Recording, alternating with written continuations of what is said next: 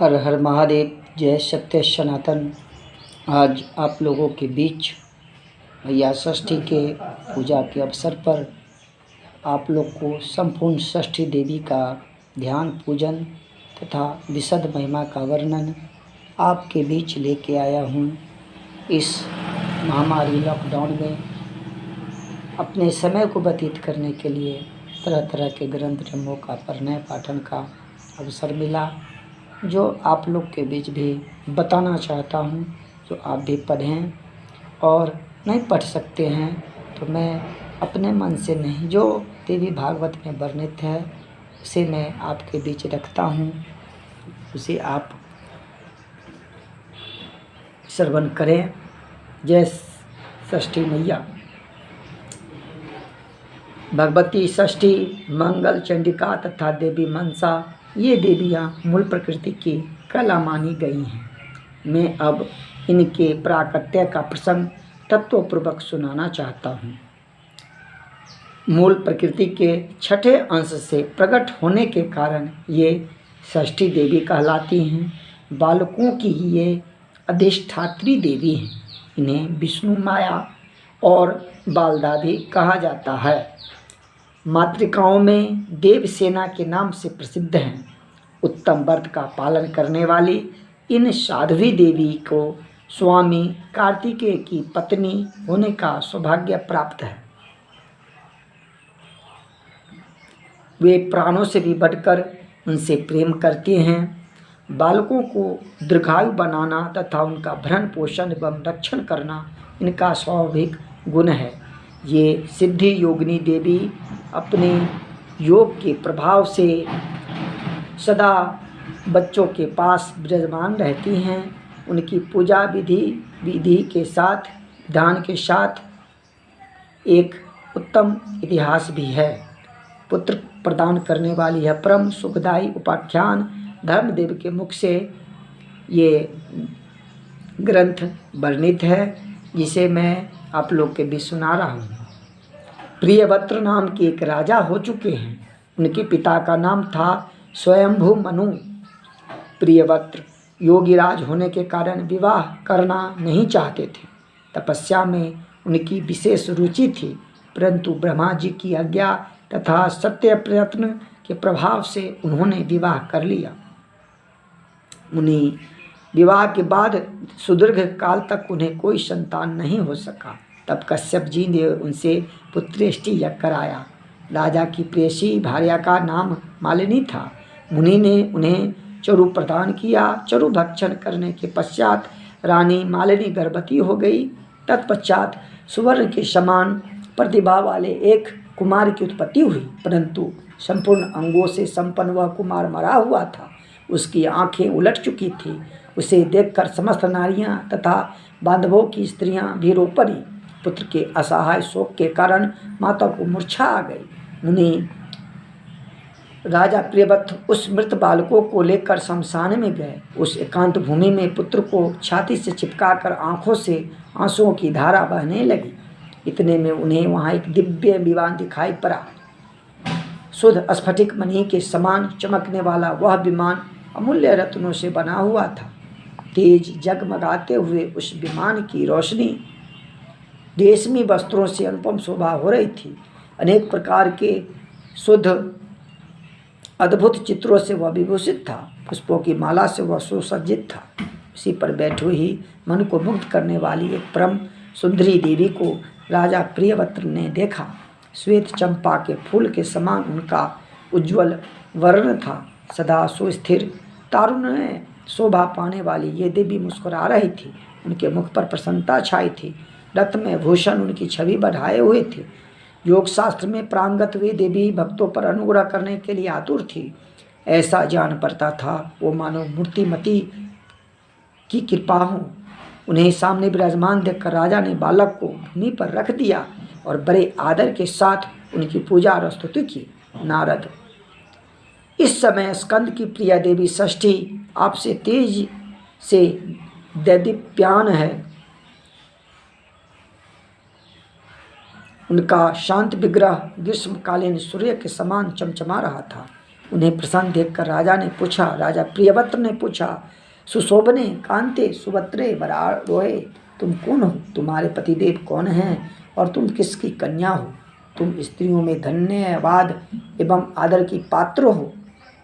जगत को मंगल प्रदान करने में प्रवीण तथा देवताओं के रण में सहायता पहुंचाने वाली वे भगवती देवसेना थी।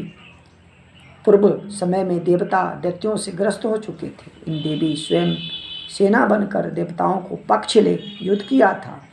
इनकी कृपा से देवता विजयी हो गए थे, अतः इनका नाम देवसेना पड़ा। प्रियव्रत की बात सुनकर ये उनसे कहने लगी, राजन, मैं ब्रह्मा की मानसी कन्या हूँ। जगत पर शासन करने वाली मुझ देवी का नाम देवसेना है। विधाता ने मुझे उत्पन्न करके स्वामी कार्तिकेय को सौंप दिया है। मैं संपूर्ण मातृकाओं में प्रसिद्ध हूँ। स्कंद की पतिव्रता भार्या होने का गौरव मुझे प्राप्त है। भगवती मूल प्रकृति के छठे अंश से प्रकट होने के कारण विश्व में देवी षष्ठी नाम से मैं प्रसिद्ध हूँ। मेरी प्रसाद से पुत्रहीन व्यक्ति सुयोग्य पुत्र, प्रियाहीन जन प्रिया, दरिद्री धन तथा कर्मशील पुरुष के कर्मों को उत्तम फल प्राप्त कर लेते हैं। सुख दुख भय शोक हर्ष मंगल संपत्ति और विपत्ति ये सब कर्म के अनुसार होते हैं। अपने ही कर्म के प्रभाव से पुरुष अनेक पुत्रों का पिता होता है और कुछ लोग पुत्रहीन भी होते हैं। किसी को मरा हुआ पुत्र होता है और किसी को दीर्घजीवी। यह कर्म का ही फल है। गुणी अंगहीन अनेक पत्नियों का स्वामी, भार्या रहित रूपवान, रोगी, धर्मी होने में मुख्य कारण अपना कर्म ही है। कर्म के अनुसार ही व्याधि होती है और पुरुष आरोग्यवान भी हो जाता है। अतः राजन, कर्म से सबसे बलवान है। यह बात श्रुति में कही गई है। इस प्रकार कहकर देवी षष्ठी ने इस बालक को उठा लिया और अपने महान ज्ञान के प्रभाव से खेल खेल में ही उसे पुनः जीवित कर दिया। अब राजा ने देखा तो सुवर्ण के समान प्रतिभा वाले वह बालक हंस रहा था। सभी महाराज प्रियव्रत उस बालक की ओर देख रहे थे कि देवसेना उनसे अनुमति ले चलने को तैयार हो गई। उस समय देवी ने राजा से कर्म निर्मित वेदोक्त वचन कहा। देवी ने कहा, तुम स्वयंभू मनु के पुत्र हो। त्रिलोकी में तुम्हारा शासन चलता है। तुम सर्वत्र मेरी पूजा कराओ और स्वयं भी करो, तब मैं तुम्हें कमल के समान मुख वाला मनोहर पुत्र प्रदान करूंगी। उसका नाम सुवर्त होगा। उसमें सभी गुण विवेकशील विद्यमान रहेंगी। वह भगवान नारायण का कलावतार तथा प्रधान योगी होगा। उसे पूर्वजन्म की बातें याद रहेंगी। क्षत्रियों में श्रेष्ठ वह बालक 100 अश्वमेध करेगा। उसका सम्मान करेंगे, उसका सभी सम्मान करेंगे। उत्तम बल से संपन्न होने के कारण वह शोभा पाएगा। जैसे लाखों हाथियों में सिंह, वह धनी गुणी शुद्ध विद्वानों का प्रेम भाजन तथा योगियों ज्ञानियों एवं तपस्वियों का सिद्ध रूप होगा। त्रिलोक में उसकी कीर्ति फैली जाएगी। वह सबको सब संपत्ति प्रदान कर सकेगा। इस प्रकार राजा प्रियव्रत से कहने के पश्चात भगवती देवसेना उन्हें पुत्र प्रदान करने के लिए तत्पर हो गई। राजा प्रियव्रत ने पूजा की सभी बातें स्वीकार कर ली।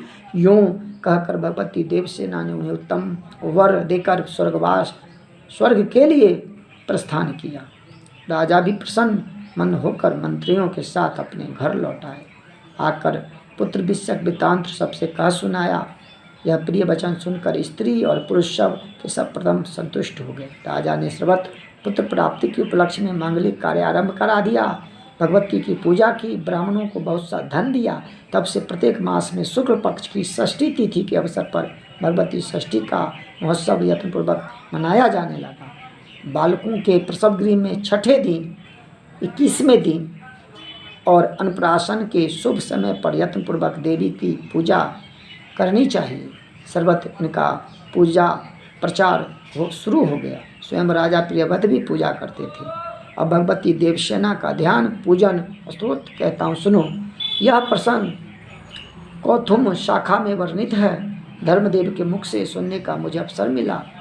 मुझे शालग्राम की प्रतिमा, कलश तथा वट के मूल भाग में या दीवार पर पुतलिका बनाकर प्रकृति के छठे अंग से प्रकट होने वाली शुद्ध स्वरूपिणी इन भगवती की इस प्रकार पूजा करनी चाहिए। विद्वान पुरुष इनका इस प्रकार ध्यान करते हैं। सुंदर पुत्र, कल्याण तथा दया प्रदान करने वाली ये देवी जगत की माता हैं। श्वेत चंपा के समान उनका वर्ण है। रत्न में भूषणों से ये अलंकृत हैं। इन परम पवित्र स्वरूपनी भगवती देवसेना को मैं उपासना करता हूँ।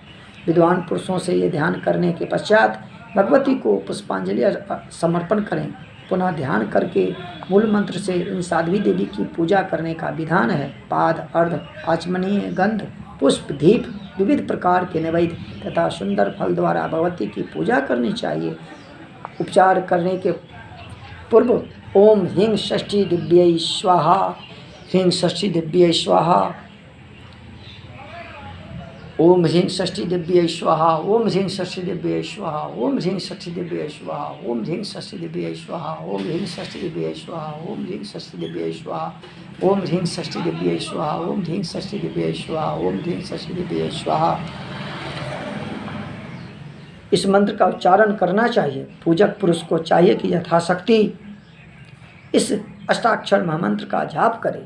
तदंतर मन को शांत करके भक्ति पूर्वक स्तुति करने के पश्चात देवी को प्रणाम करे। फल प्रदान करने वाला यह उत्तम स्तोत्र सामवेद में वर्णित है। जो पुरुष देवी के उपयुक्त अष्टाक्षर मंत्र का 1 लाख जप करता है उसे अवश्य ही उत्तम पुत्र की प्राप्ति होती है, ऐसा ब्रह्मा जी ने कहा है। मुनिवर, अब मैं संपूर्ण शुभकामनाओं के प्रदान करने वाले स्तोत्र सुनो। नारद सबका मनोरथ पूर्ण करने वाले यह स्तोत्र वेदों में गुप्य है। देवी को नमस्कार है, महादेवी को नमस्कार है, शांत स्वरूपनी भगवती सिद्धा को नमस्कार है, शुभा देवसेना एवं भगवती षष्ठी को बार बार नमस्कार है। वरदा, पुत्रदा, धनदा, सुखदा एवं मोक्षदा भगवती षष्ठी को बारंबार नमस्कार है। मूल प्रकृति के छठे अंश से प्रकट होने वाले सिद्ध स्वरूपनी भगवती षष्ठी को नमस्कार है। माया, सिद्ध, योगिनी, सारा, शारदा, परादेवी नाम से शोभा पाने वाली भगवती षष्ठी को बार बार नमस्कार है।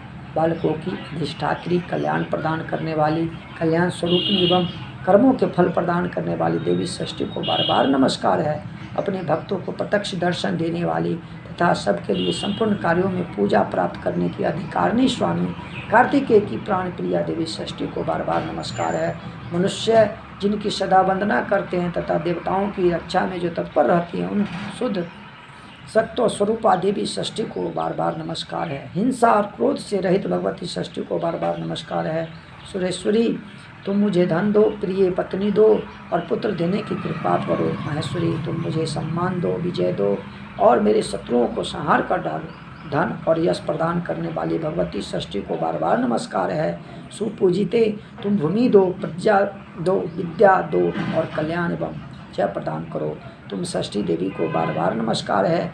इस प्रकार स्तुति करके पश्चात महाराज प्रियव्रत ने षष्ठी देवी के प्रभाव से यशस्वी पुत्र को प्राप्त कर लिया। ब्राह्मण जो पुरुष भगवती षष्ठी के स्तोत्र का 1 वर्ष तक श्रवण करता है वह यदि अपुत्री हो तो दीर्घजीवी सुंदर पुत्र प्राप्त कर लेता है। जो 1 वर्ष तक भक्ति पूर्वक देवी का पूजा करके इनका यह स्तोत्र सुनाता है तो उसके संपूर्ण पाप विलीन हो जाते हैं। महान बंध्या भी इसके प्रसाद से संतान प्रसव करने की योग्यता प्राप्त कर लेती है।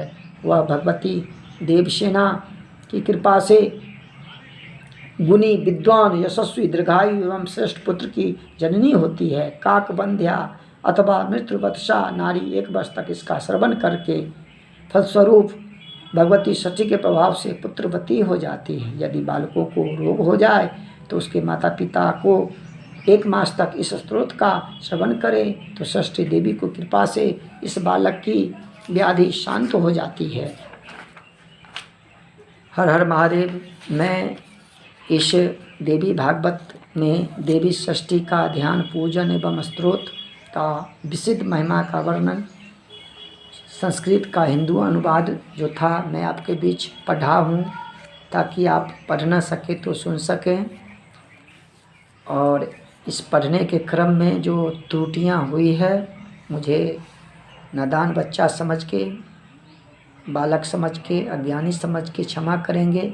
मेरा उद्देश्य है जो ये कहानी षष्ठी देवी का आपके बीच सही से पहुँचे और इसमें षष्ठी देवी का मंत्र जो 1 लाख का विधान बताया गया है, कोई भी महिला अगर वो श्रद्धावान है तो इस मंत्र को जप के इस ग्रंथ पे विश्वास रख के पुत्रवान बन सकती हैं, पुत्रीवान बन सकती हैं।